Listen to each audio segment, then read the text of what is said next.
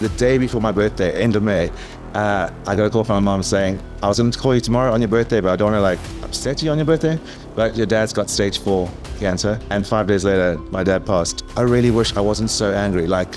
I reacted out of anger to most things. So I think when dad passed, I was just like, oh my God, this is not a party anymore. That's like reality. Yeah, I was like, Callum, you can't go on holiday every month.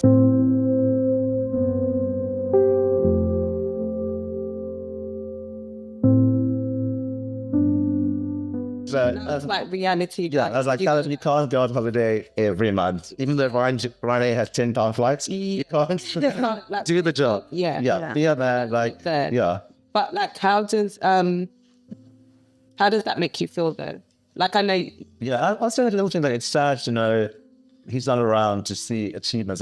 He always said to me, I'd love to see you start a business in London. And I was just like, oh my God, I just want a normal job. I want to make my contract work. And I started a business 2 years ago. And an ex-lawyer of mine in London said to me recently, when we ended his contract, he just said, I want to let you know, I think your dad might have told me that he's so happy that you started a business and you started a business. And yes, it wasn't successful. That's why I'm looking for work again. But I started it and I did it in London. And that's maybe during my grieving period too, which was what the period started. Yeah. People always, the South Africans would say, you're so lucky wanting to live in London. Now too, you own a business in London.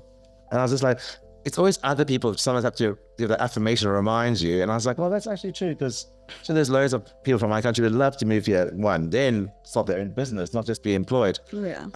So I do sometimes miss that. I can't just say, hey, Dad, I tried it out, didn't work, but gave it a shot. And I just think for kind of potential milestones, I'd love to in a few years when I turn 40 or 50, I'd be like, hey, Dad, 50 or a party or for his, he passed just before he turned 60. And the parents first all go down to Thailand, and so that also kind of was a bit of a trigger we couldn't celebrate. So yeah, I did that. Okay. So moving forward, I'm gonna throw some questions at you. If you try and keep it a little bit short. Oh, yeah. Also, I just wanted to say today we were gonna be highlighting a topic which is what people don't tell you about grieving and what not to say to a grieving person. Tawa did highlight some of it. Do you want to say some of the rest of the 19 worst things to say to a grieving person? Yeah. Like you said, I stated some of it. So here's some of the other ones that I didn't mention. Just give it time. Time heals. I hear that one a lot. I think I used to say that. Oh, I heard that one. Oh, it's annoying. I used to say that one, and then I realized that time really doesn't heal it. It might. Yeah, in some cases. You're young, you can still have other... Okay, so as in if you've lost a child, they might say you're young, you can still have other children. You would do better next time in love if it's to a loved one. If it was an animal, it was just a cat or a dog, you can get another one. Yeah. Stay busy, don't think about it. I think a lot of times people just stay busy anyway, don't they? But saying it's like you have to be strong for your mum or you have to be strong for somebody else. Just move on. Yeah, just move on. You see the just move on one? I just saw it. It's funny because I was getting my hair done yesterday actually, and he was like, oh, you're doing a new hairstyle? Because obviously I don't wear my hair like this. I said I'm taking a break from wig. And also I can't be bothered to be checking if my wig is smoothed to the back on camera. And I said, she's clapping for me. That is the deal. Someone pan a camera to his face. But yeah, so I was like, I'm going to wear my natural hair, honey, for my podcast. Oh, she's clapping again. He loves this hair. It's actually, what? And then he was like, oh, what is your podcast about? And I said, oh, it's about grief. I was like, oh, wow. I said, I lost my mom. I was like, when? I was like, 12. I was like, get over it. Oh my God. Crying. I was bawling my eyes. I was telling Tawa, because I was on the phone to you yesterday, after I left, this was yesterday, I was crying. And he was like, oh my God. I was like, you can't tell me to get over it. I lost my mom. Don't tell me to get over it. Even if it's 50 years and I'm crying about my mom. I wasn't even crying about my mom. What the hell? he was like, but again, because of therapy and because I'm an adult, I understood that I would have walked away. But I know that he's ignorant. He didn't know. Is ignorant the right word? Yeah. Yeah. He didn't know. He wasn't aware. It wasn't intentional. He didn't try. It wasn't try. Actually, Africans, Africans, Nigerian, I don't know, South African, if you guys are like that, you guys are South African, you're Africans too, but we were like, oh, get over it. So that triggered me, and I was crying. He felt so bad, and guess what? He started opening up. He was like, oh my God, I'm so sorry. Please, I'm so sorry. Like, honestly, that's what my friends have been telling me. I lost my best friend in COVID to cancer. And he was like, 2 years ago, he only lost his best friend. He was like, yeah, my friends just told me, get over it. So, and that's just the thing that came to my like, he even started talking to me about it. He was like, oh my God, you're right. I shouldn't say that. No, honestly, but my friends have been saying it to me. I was like, exactly. When they say it to you, what do? He was like, I just don't say anything. I was like, exactly. The next time your friends say it to you, you need to educate them that, listen, in 100 years time, in my dying grave, I'll be saying, oh my God, I wish my mom was here to give me a kiss goodbye. Something like that. So don't, people should not say move on. There's nowhere we're moving on to. I'm going to stay in my sadness, but I'm still going to live life, but I'll be sad forever. Yeah. 100%. I don't know if that's just... But he obviously was supposed to make that ignorant comment to help himself. Yeah. By you crying and you telling your story, you help somebody else. Because if his mates can't help him, exactly, and they're just saying get over it, he's internalizing it. Yeah. So by you crying, you expressing your feelings in a way or your thoughts by crying, you've helped him. Yeah, it's always a hard one. I mean, I imagine a lot of people who come across people who are recently bereaved actually don't know what to say. Yeah. I think there will be a lot of that they're afraid to say the wrong thing. Yeah. I mean, I'm not even sure whether he was aware that he was saying the wrong thing to you until he wasn't. Until you wasn't. Yeah. Yes, which is all right. There are some things which are common sense that you don't say. I think maybe not get over it. Maybe. Even with that, I mean, get over it could be come to a place where you accept that the person. That's what it is. I mean when they say that. But I don't want to hear that too. Yeah, I hear that too. I don't want to hear that. I hear that, and then again, maybe you want to go back to therapy or something. Apart from that, no, I'm only kidding. But my point is that we have to accept that some people don't know and understand, and more than anything, I think it's also as well up to the bereaved person to make it very clear what is right to be said and what isn't right to be said. I think your response was a genuine, real one, and something from it, like you said. Yeah. And hopefully you'll be able to be in a different place about the bereavement. Yeah. But it can be real challenging for even the people who come across bereaved people to know what is the right thing to say at the time. And that's I think the most simple sometimes is just sorry, because I feel like I kind of carry the bereavement as we all do. And even like on Thursday, the interview, they were asking about different questions, and I threw in like 3 years ago, someone in business, dad passed away. That wasn't really a part of what they were asking me. And I said, hence, like, I thought I was grieving. I just needed to get into a new space, a new industry. And I was like, I thought about it later. I was like, why did I? Let's throw that in and throw it. And I was like, well, obviously, it's like the rucksack we have. It's the stone in my rucksack that, as they say, gets bigger and smaller. Today it can be teeny, but tomorrow that rucksack can feel heavy. It's like that grief stone, if you can use that as an analogy. So I think, because we carry so much, and now maybe it comes a little bit of a part, I don't know, right from your side, but it might become a bit of a part of a human that we have this. And unfortunately, with our parents, it's two. So we're going to always carry it in time, like two stones in our hypothetical rucksack. Yeah.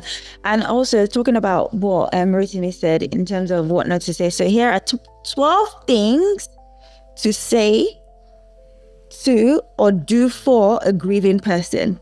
Okay. So guys, take note and listen.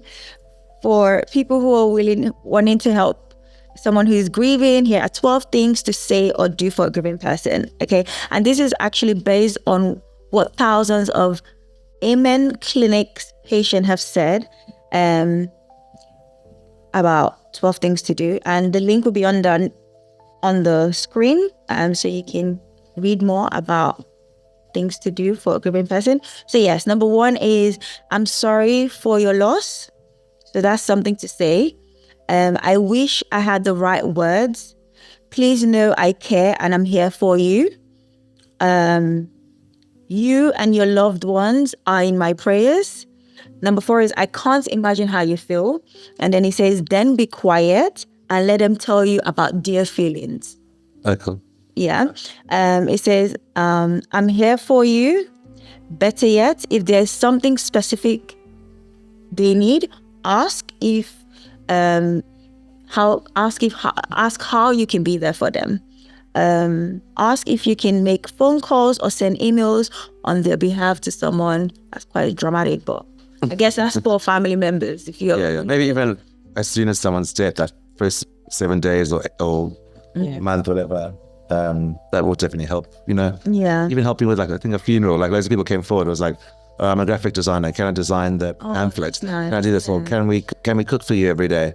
And maybe it's more an African thing where people are more generous with food and stuff. So that was nice going home and being like, we don't have to worry about being food every night necessarily, because like in that stage you're in such a whirlwind. Yeah. You don't even think about cooking dinner for their family or the team, whatever, you know what I mean? Yeah. So with other people reaching out, it's great. And that's could definitely help. Talking about funeral, he also says, can I go to the funeral? And this is often an important sign of support.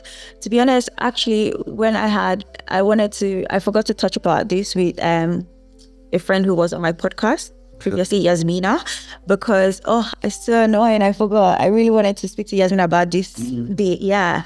So I'll speak to her next time. Siri is my friend. She was on the podcast. So she, all her funerals, she never invited me. I was offended. However, I have no more expectations. So I still have my non-expectation brain. This is a so important topic I forgot to touch on. But I know what I'm going to do. I'm going to video call it and add it to the podcast for our interview. She never invited me to any. And so I was like, why is she inviting me to her funeral? But then again, I know she's a Muslim, so they rushed the funeral and whatnot. That's I was excited. Yeah. But then I felt like I should have said, I'm coming. Because her sister posted about it, because I thought they didn't want people to know about it. And I don't know, I was so confused. So I need to speak to her to find out, because usually I would invite people. But again, with the funeral, I can't really comment, because when I lost my mom, I was so young. There was nothing, I didn't plan no funeral. So I wasn't an adult. So I was 21. So my brothers did that. I was just a follower.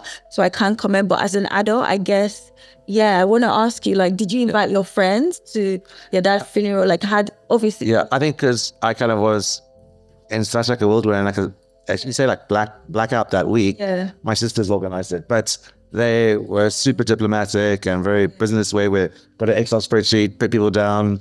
And then South Africa just opened up that you could have 250 people. Oh, yeah. And then obviously everything was virtual. So there was loads of people virtually and globally on the thing. And then we had 250, but we at the same time was worried that of everyone hugging my mum, going to give her COVID. So that was the con. But we had to also narrow it down. So like people who, in our minds, as far as you never know who's more important or less important. But had to kind of narrow that down. And being from an African family too, there's loads of family members and then the colleagues and then everybody else. So 250 is very small. Yeah. But it's quite big in the South Africa. It has to be said also, though, that for lots of families in different parts of the world that as in the Orphan Africa, funerals can be very private things. Very much the same as weddings can be worded worse. No matter people. Yes, that's it. Yeah, that's it. I think it's kind of like cultural stuff. It's a social thing. Absolutely. That's a good point. I'm going to ask Yasmina, because this has been on my mind. I really want to know why she didn't invite me. And the thing is, with that, I mean, I said this to you and I said to anyone that's feeling the same like you. Not necessarily have to take that personally. No, I didn't. I wouldn't.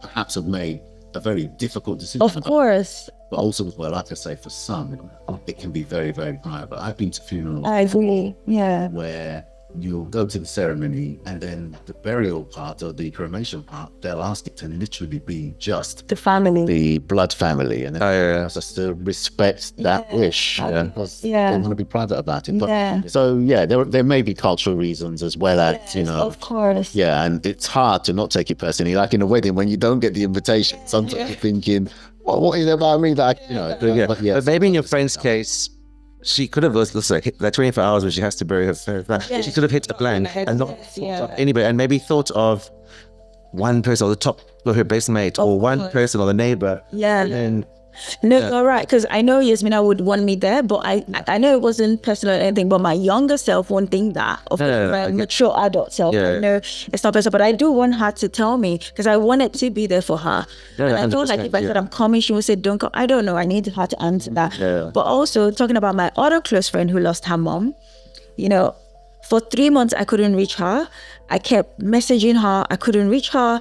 This was last year. I kept wondering, like, what is wrong with my friend? Texting her, nothing. I had to go to her house. I wrote her a letter, and then I got to her house, and then I saw her brother, and I was like, where's my friend? I was about to call her name, but yeah, I was going to say, let me just give a name. I don't know if Joe, I've said her name, whatever. But yeah, I was like, oh my God, where's your sister? And he was like, oh, she doesn't live here anymore. She's with her partner. I was like, oh, okay. But I then wrote another letter and I said, give this to Joy. I still didn't hear from anything. So in my head, for some reason, I was thinking, I know like she perhaps just got married. In my head, I was thinking the worst, but I thought, she probably had a miscarriage. In my head, that was all I was thinking about. Like, I think Joy lost a baby. Oh my God. So I just thought, whatever. I just kept messaging her, texting her. Because when you're grieving, you have experience. Yeah. So you can't take people's silence personally. Anyways, long story short. And then I still didn't know she lost her mom. Oh, sure. Yeah. And then she just messaged me. Her mom's funeral was in 2 days. She just sent me the funeral thing without anything. So I looked and I was like, hold on. Joy's mom. And I started panicking. Then I called her and she started crying. I was like, oh my God, what happened? I was like, I'm confused. Your mom's funeral. Did you lose your mom? When did you lose your mom? Because I know her mom. Her mom, actually, when I lost my mom, her mom is a nurse as well. So she really liked my mom because my mom was a nurse as well. So I knew her mom. Joy's fine, whatever. I knew her mom just because I'm calling her name. So I'm just, she'll be fine. But so I was so distraught. But my point is, people deal with grief differently. Yeah. Her mom passed away maybe 6 months or so till she contacted me. She only contacted me to invite me to the funeral. 2 days. And she only invited me and one of our other friends, which I felt really privileged by because I was like, wow, okay. Because I have the expectations from nobody. So even that, I was like, oh, I'm so taught that she thought that she could invite just me and her other friend.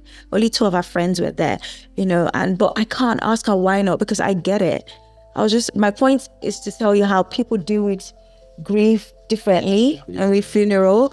But yeah. It's a comfort as well, having like in South Africa, having a few friends that still live there or other Londoners back there and being like, this is who I feel comfortable if I'm going to break down, if I'm going to cry, which 99% is going to happen. Yeah. And it's not like my pretentious friend or my bar friend or the party friend. Yeah. It's a real friend. Yeah. And I think it's just quite an honor as well. And I feel like even today, those friends who even haven't lost their parents are still friends with me. Of course. And I think maybe you need that journey with the person. So the start is the funeral of your grief. And if a friend has come to that, you kind of know, you know what I mean? Yeah. No, you're right. Can I ask you, can you tell me one do and one don't that you think helped you or didn't help you? That's it. One do is, it sounds a silly one, but I really did appreciate gestures of like maybe 6 months later down the line or even a year like that, still receiving like how are you doing or how's grief going or I love like little things. Like even last night or today someone said, I love the fact you're doing this podcast and you're still living your dad, you're bringing your dad to life. And I love that about you. Like you're not, when people die, you're not making them like you bury them and they're gone and you've now minus. Yeah. So I love the fact that people still reach about that. I will say as well, I've already put myself on the line and wrote stuff on my social, I've pushed stuff on my social about death. Yeah. But I will say on the positive side of social, I had loads of people come forward and say, thank you for sharing. Like I've dealt with this one. This one's just passed away. And then even when my ex-mom died a year ago, he said, I didn't think of anybody else. He's like, I know he's got best mates and good friends. And he said, I knew that you were the only one who dealt with it. And I have a friend in Chelsea too who said, when my dad's not doing well, I know that we've become friends because you've dealt with this, and you'll know what. And I said, I don't know what to say, but maybe from the podcast. I don't know. Yes, but don't. I think some of the things you said, like it'll be okay, don't worry, or better place. But again, as you said, doing experience and stuff like that, I think that's how you learn, and you learn kind of stuff, and I've learned from loads of stuff like that. Nice. Yeah. I'm gonna ask you this question. We're gonna wrap up. Perfect. Do you feel like, actually you did answer that, actually thinking about it. What do you miss most about your dad? I think his presence, just being around, just having around. I mean, again, obviously love his generosity and say yes away on holidays and stuff, like there goes the ski holidays. But no, it's kidding. No, but you know, I'm teasing. I used to miss my mom. Of course, I never was broke because of my mom, right? Nice. So, but I find it guilty saying that out loud because I don't want people. But the way you're saying it, I'm being honest. Like, I used to think, I don't want to say this so people don't think, I'm missing my mom. Lobster. Oh my God. So, but can we... I did miss the lobster. It's not fun, big boy. My mum loves to cook, right? So that's like my thing. But I spend money on her. Yeah. She's not spending money on me. Do you see what I mean? No, I never spend money on my mom. My mom spent money on me. My heart would be the food, right? Food, and just knowing that if I'm sick, she's just gonna be there. Yeah. But there's everybody's parents that offers them different things, right? Right? And if your mom or your parent showers you with gifts and stuff like that, that is a form of affection, right? Yeah, and it's a love language, right? My dad also was in a part in South Africa where, like, where it's very much like no feel, no touch. Like he didn't have a dad, he grew up. So he used to shake my hand at the airport when I used to London. Mom eventually touch was mom was like, you're allowed to hug your son. Like, oh my God. It's not gay. You can hug your son. He's your son. It's not your boyfriend. Give him a hug. He's away for another 11 months. So his love language was gifts. Yeah. So him to come over and say we're gonna go to France or go or whatever for the weekend. That was his love language. I wouldn't say I love you. We're like, I feel like I'll overcompensate. No, that's good. I think it's fine. I think I think you should start saying that confidently now because I used to keep that in and not want to say that, but I'm like, I miss just having. She would look after my mom's looking after me and 100% spoiling me, So yes, thank you. I'm going to actually go forth and start saying that. Do it. Yeah, not only there's lots of definitely people who's very affectionate, loving, and sweet and everything, and hardworking. But I used to not say that part because I thought, I don't want to say, I'm missing my mom.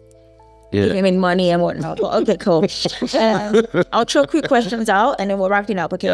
Yeah, do you experience any fears? I think I have probably zero fears. I think. I think death is the ultimate in life, and and less things worry me. And like when people pick fights and stuff, fights or issues and stuff, I just think, or if someone has an issue, I just think that is a little raindrop. Like I've experienced grief or death. If you lost your job, say, or if you lost your friends stopped talking to you. Yes. I was like, there really is bigger fish to fry. Or if people start arguing and stuff, I'd just be like, I honestly didn't even have the patience to sometimes hear people's teeny tiny issue. I lost 2 friends last year because of this exact thing. Yeah. Where I said something like similar, but I said something to my friends. This is why we're not friends anymore. I said, well, you have a father, you have a mother. Sorry. No. I'm not saying that people who have parents don't have issues or problems, and I wasn't comparing, but I always say, and I still say to today, people with parents are privileged than me and living a more privileged life Because you have both. compared to mine. Yeah. You can say, oh, I'm going to my mom's house for Christmas. Yeah. Or you can say, oh, I'm going to call my dad to pick me up. Or you can say, oh, I'm going to help my mom do stuff. Even if you're the one looking after your mom, you can still say, I'm going to look after my mom. Yeah, so I still feel like you have a better quality of life than me. Now, that doesn't mean you don't have problems and you can't be sad or depressed, you know. But my point is, problems are yes, when I say that, this is why we're not friends anymore, because apparently I saw a thing once saying the luckiest people in the world received these 2 phone calls, and I said mom and dad. yeah, actually I've seen that as well. It is interesting. Oh, very interesting. Yeah, I've seen that. I posted that actually. It's like a And maybe that's not from you. Stolen. Probably like really interesting. yeah. What's very interesting about it is that, particularly when we've lost a parent or parents, many people I speak to about this see themselves all of a sudden as orphans. Oh yeah. And that's the bit that they compare to their friends who have their... Oh yeah. Yeah, I mean, it's a interesting way, and might sound odd way to think of this. All of a sudden, you don't have both your parents. It is an interesting. I've never actually thought about it. Like, I never thought of that either. I like that. yeah, I like it and I don't like it. but it kind of does feel like you're an orphan, isn't it? Because it's like you don't have that person that brought you here, the person that's supposed to take care of you, and you know. And it's hard to grapple with that. Yeah, that's a hard thought to have. Yeah. Have you sought therapy? That's a good one. Yes, I had therapy, and I didn't think it really worked for me, but it worked for me because I think grief gave me depression, and I think I started getting depressed, staying in my room, not doing stuff, remote working from my house as well, like not leaving the house. I think grief forced me, besides speaking to my colleagues, to speak about the issue. And I did 6 months of therapy, and then I also hit a dead end, and I was like, I need to get out of Europe. I don't want to go to like Africa. So I took myself to the Caribbean for a month. Didn't really have the money. It's on the credit card. Still paying it off. That was 2022. And that, during that time, like, probably again was probably the happiest. And then I got back to London, and go back to depression. it just hit. And I was like, everything, all like the dad and grief and the friend issues. Just, I was like, boom, boom, boom, boom. Yeah. I have a question. So you said therapy didn't work for you.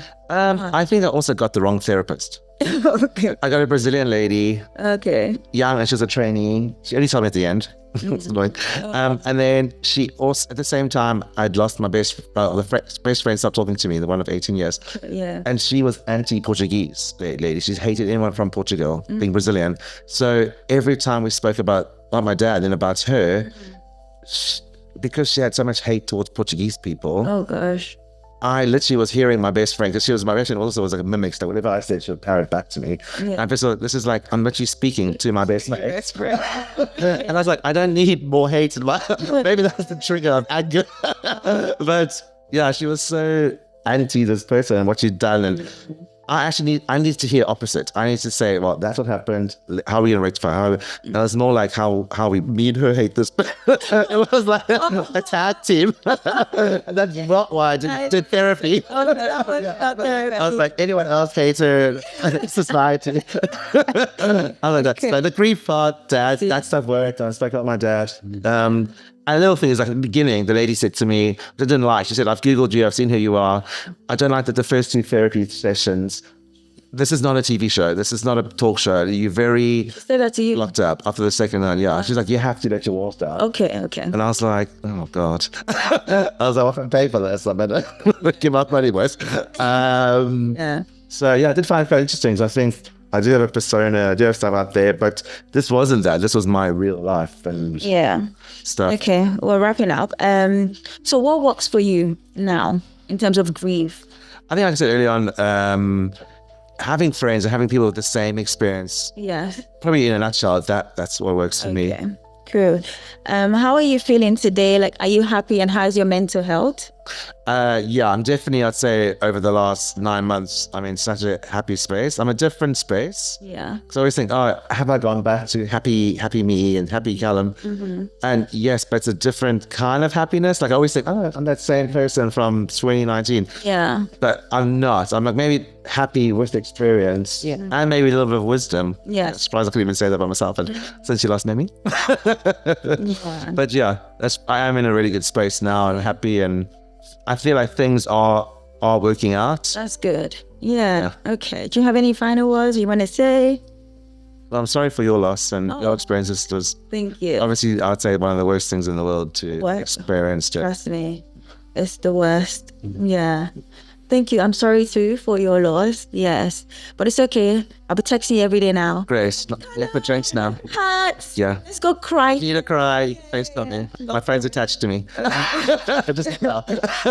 I mention one final quote? Sorry, Please. sounds a bit trite, but anyway, something I wrote down. I think it's from Eckhart Tolle, who said something like, "We all need to grieve to shred sorrow and recover. Grief is a natural response to loss. It strikes in direct proportion to love. The more we love a person or a thing, the more we experience grief when we lose that thing." And I think Yeah, that's really good, actually. Yeah. to that. So, Yeah, especially with the parent as well. exactly. So thank you both for sharing about Yeah. what's when it comes to your So as a man, men, I think, do not express emotions like we women do, but some do. But how have you expressed your emotions? Like how are you dealing with your emotions? Yeah. I just think that one, as a South African man, we also are told like we're head of the house, we're head of stuff. You need to be strong. You can't not be strong. I think, man, that's from a general man, but I think maybe it's also from an African side too. You have to be super tough. I think for me, having that a quarter Italian in me, that's the worst to have because that's the emotional side. So obviously, I was an African man crying. Doesn't vary.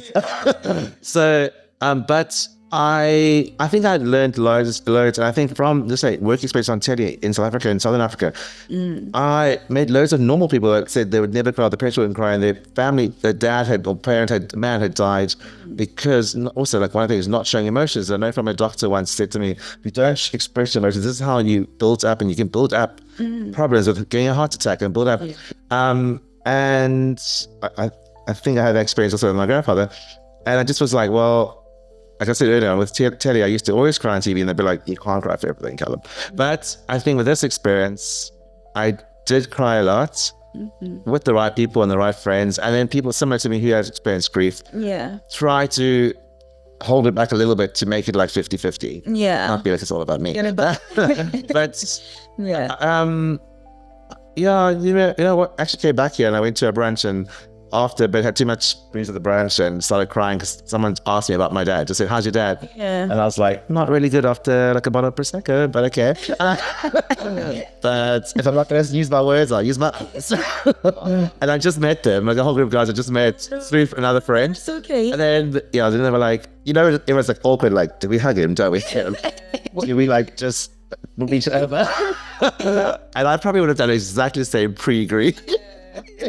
Okay, what? I would have just thought something too much for a second. But I think so it's got back here, and I think who my mates are with family, I have been much more comfortable to cry and let my emotions out. I think I do have some good friends here that do understand the experience, and there's no judgments. And I think that's also helps so much that if I want to cry, I can cry about this. Yeah, good. That's good. Yeah. Oh, It's nice to be in that kind of space. Yeah, you're right. Can I ask you another question? Yes. And we can cut this out if it doesn't fit or it's inappropriate, all right? Yeah. What's your thinking about members of the homosexual community and being in touch with your emotions, particularly when it comes to grief? Do you think that makes a difference or not? Question. Probably easier to cry as a man then. Right.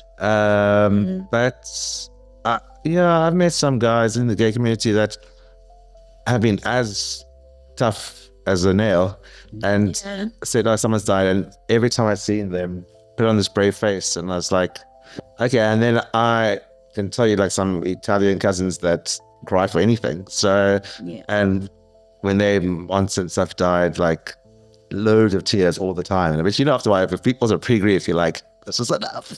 But that's probably what you shouldn't say. Like, we can't cry every time I see you. At least one day without crying. And then also you take it personal, something like, am I making them cry again? Am I triggering them? Do I look like the uncle? I don't know. Yeah. But yeah, I think it's in gay community, non-gay community, the toughness to the least tough, you know what I mean? So Yeah. that's the way the cookie crumbles, I think. Well. Anything else anyone want to say? No, but thank you so much for sharing. Oh, thank you so much, Callum. Thank you. It's been so good. Thank you. Yes.